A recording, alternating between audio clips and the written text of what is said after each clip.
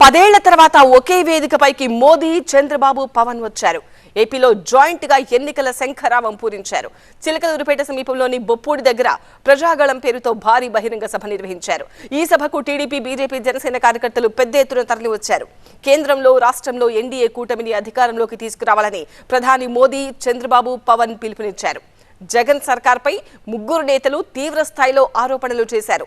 కాంగ్రెస్, జగన్ ఒకటే అన్నారు మోదీ. ఇక జగన్ సర్కార్ అవినీతిలో కూరుకుపోయిందంటూ ఆరోపించారు చంద్రబాబు, పవన్ కళ్యాణ్. జగన్ సర్కార్ను ఓడించి ఇంటికి పంపించాలన్నారు ముగ్గురు నేతలు. ప్రజాగళం వేదికగా లోక్సభ ఎన్నికల్లో ఎన్డీఏ టార్గెట్ ఫిక్స్ చేశారు నేతలు. 400 సీట్లు గెలవాలని మోదీ, చంద్రబాబు, పవన్ పిలుపునిచ్చారు. अब पूरा देश कह रहा है 4 जून को 400 पार, विकसित भारत के लिए 400 पार, विकसित आंध्र प्रदेश के लिए 400 पार, नालगो वंदलो दाटाली एनडीए की ఓటు వేయాలి. ప్రజలు గెలవాలి, రాష్ట్రం నిలబడాలి, మన బిడ్డలు వెలగాలి, జీవితాలు బాగుపడాలి. అందుకే ఈ పొత్తు. నరేంద్ర మోదీజీ గారి సంకల్పం గెలవడం కాదు. నిన్ననే ఎన్నికల శంఖారావం మోగింది, ప్రజల్లో ఉత్సాహం పెరిగింది. దేశంలో ఎన్డీఏకి 400+ సీట్లు వస్తాయి. అదే మరిగా ఆంధ్రప్రదేశ్ లో 25కు 25 గెలిపించే బాధ్యత మీదే. గుజరాత్ ద్వారక నుంచి వచ్చిన శ్రీ మోదీ గారు ఈ కురుక్షేత్ర యుద్ధం కోసం పాంచజన్యాన్ని పూరిస్తారు. ఇక్కడ జరగబోయే ఎన్నికల కురుక్షేత్రం, ఈ యుద్ధం ఫలితం ధర్మందే విజయం, పొత్తుదే గెలుపు, కూటమిదే పీఠం.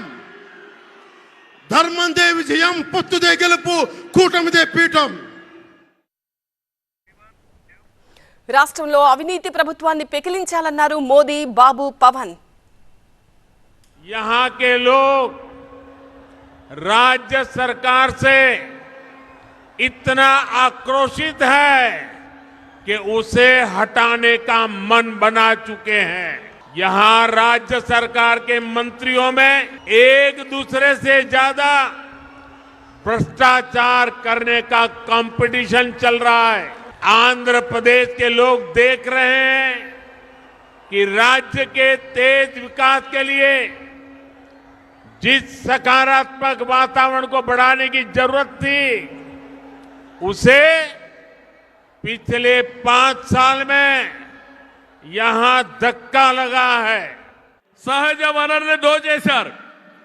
ల్యాండ్, శాండ్, వైన్, మైన్ అన్నిట్లో వేల కోట్ల రూపాయలు దోపిడీ చేశారు.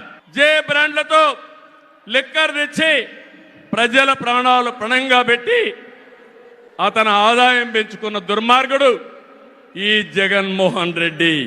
5 ఏళ్లలో రోడ్లు లేవు, ప్రాజెక్టులు లేవు, పరిశ్రమలు లేవు, ఉద్యోగాలు లేవు, ఉపాధి లేదు, అభివృద్ధి అన్న మాటే లేదు. ఆంధ్రప్రదేశ్ హైయెస్ట్ గాంజా క్యాపిటల్ అయిపోయింది. New drug capital of India అయిపోయింది ఆంధ్రప్రదేశ్. రాజ్యసభ హోంశాఖ సహాయ మంత్రి శ్రీ అజయ్ కుమార్ మిశ్రా గారు 2019 ఒక ప్రశ్నకి సమాధానంగా 2019-2021లో 30,196 ఆడవాళ్ళు అదృశ్యమయ్యారని చెప్పి స్వయాన రిపోర్ట్ చేశారు. 7,918 మంది 18 ఏళ్ల లోపు యువతులు, 22,278 మంది 18 ఏళ్ల దాటిన యువతులు.